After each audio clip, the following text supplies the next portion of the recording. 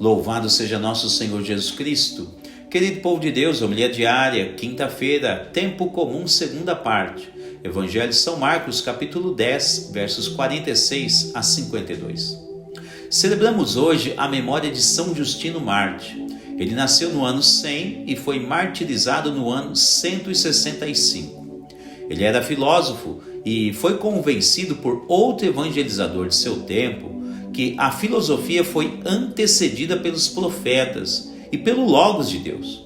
Foi convertido e manifestou sua fé defendendo o Logo de Deus e ainda continuou ensinando filosofia aos seus alunos, agora com ênfase ao Logos. Deixou várias obras de defesa à fé cristã, como por exemplo o Diálogo com Trifão, onde ele descreve com extrema exatidão a respeito de vários rituais cristãos. E para somar a esta introdução, hoje também, na primeira leitura, podemos enxergar um subtítulo que diz a respeito sobre a glória de Deus. E certamente um título como este ajuda-nos muito a entender ainda melhor o conteúdo da narrativa da primeira leitura. Ainda mais se a relacionarmos com a memória de São Justino Mártir. De fato, graças à força de Deus, os santos são aqueles que conseguem subsistir perante aos desafios vigentes criados pela própria natureza humana, ou mesmo aqueles criados por forças sobrenaturais e maldosas. Não importa qual a proveniência do mal. Os santos são aqueles que conseguem narrar as maravilhas de Deus, como estamos vendo na primeira leitura de hoje. A narrativa desses grandes santos são pelas suas próprias palavras ou mesmo pela sua própria vida exemplar, como foi o caso de São Justino, que além de suas apologias, ofereceu o seu corpo ao martírio como sinal da glória de Deus em sua vida. E falando na glorificação de Deus em nossas vidas, em nossos corpos, vemos no Evangelho de hoje que acontece algo estupendo a partir da fé de um homem que era cego. Timeu era cego e nem conhecia Jesus, apenas ouviu falar dele. Mas mesmo assim, quando teve a sua chance, Timeu não vacilou. Tal homem cego, ao perceber a presença de Jesus em seus caminhos, ele começou a gritar a Jesus, Filho de Deus. Evidentemente que podemos dizer que a gritaria de Timeu, com certeza, se traduziu em uma oração de extrema potência e força em sua voz.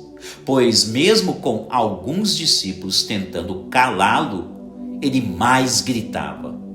Veja que a insistência e força na voz de Timeu comoveu o coração de Jesus. Então Jesus parou e o chamou. Timeu, que era mendigo, pegou a sua capa de mendigo e jogou para longe de si, como uma espécie de libertação. E foi correndo ao encontro de Jesus. Jesus perguntou então a ele o que ele queria. Parece ser uma pergunta óbvia de Jesus. Mas por vezes devemos nos recordar que Jesus também nos prova quando ele nos pergunta algo. A pergunta de Jesus nos faz pensar se por vezes pedimos algo que é realmente conveniente às nossas vidas. Jesus sabia que aquele homem era cego, mas provou o pedido, a oração daquele homem ao perguntá-lo o que ele queria. Então Timeu não titubeou na oração e logo pediu a Jesus com muita fé a cura de sua cegueira.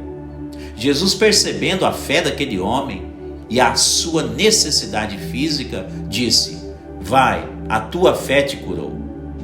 Olha só quantas lições a serem aplicadas à nossa prática cristã diariamente, a começar da vida de São Justino, o Mártir, que entregou toda a sua vida pela causa de Jesus.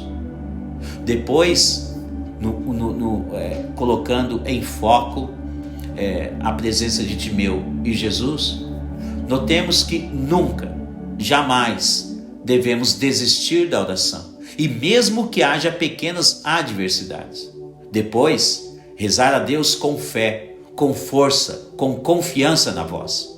Mais ainda, quando rezarmos, devemos pedir aquilo que realmente nos convém. Pois como fez aquele homem cego, Jesus também faz conosco, a cada instante em nossas orações. Jesus pergunta-nos realmente o que queremos. Então, a exemplo de Timeu, se pedirmos as coisas certas, Jesus sempre nos escutará. Seja para curas corporais ou mesmo aquelas que nos atingem em nossa vida espiritual. Louvado seja nosso Senhor Jesus Cristo.